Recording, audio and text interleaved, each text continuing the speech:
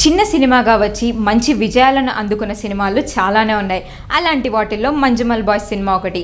మలయాళంలో తెరకెక్కిన Manjummel boys super duper హిట్ని అందుకుంది. మంజుమల్ బాయ్స్ సినిమా యథార్థ సంఘటనల ఆధారంగా తెరకెక్కిన చిత్రం. ఈ చిత్రానికి కమల్ హాసన్ నటించిన తమిళ చిత్రం గుణతో లింక్ ఉంది. గుణ సినిమా షూటింగ్ జరిగిన గుహలో వెళ్తుండగా జరిగిన ప్రమాదం, అనుకోని ఆ ప్రమాదం నుండి బయటపడిన స్నేహితుల బృందం ఎలా ఉందనేదే ఈ సినిమా కథాంశం. తమిళ సినిమా గుణాలో సూపర్ హిట్ అయిన పాట కన్మని అన్బోడని పాట గుర్తుంది కదా. తెలుగులోనూ ఈ సాంగ్ సూపర్ హిట్ అయింది. ఆ పాట సినిమాకే హైలైట్.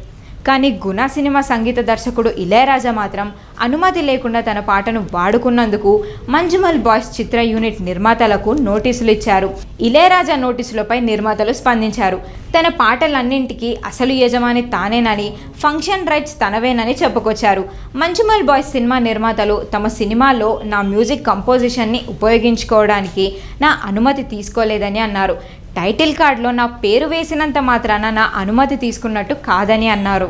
ఇప్పుడు ఈ విషయంపై మంజుమల్ బాయ్స్ చిత్ర నిర్మాతల్లో ఒకరైన షాన్ ఆంటోనీ మాట్లాడుతూ, గుణ సినిమా ఆడియో హక్కులు 2 సంస్థల వద్ద ఉన్నాయి. 2 సంస్థల నుండి మేము అనుమతి తీసుకున్నామని అంటున్నారు. సినిమా విడుదలైన తర్వాత చిత్ర బృందం ఆ సినిమా హీరో అయిన కమల్ హాసన్తో కూడా మాట్లాడిందంట.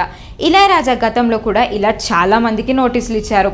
ఇళయరాజా స్వరపరిచిన పాటలను వాడుకోవడమే కాకుండా లైవ్ షోలలో తన పాటలు పాడిన వారికి కూడా తన పేరు వాడుకున్నందుకు కూడా నోటీసులు ఇచ్చారు. ఇళయరాజా తన స్నేహితుడు ఎస్పి బాలసుబ్రహ్మణ్యంకి కూడా నోటీసులు ఇచ్చారు. అప్పట్లో అది పెను వివాదానికి కారణమైంది.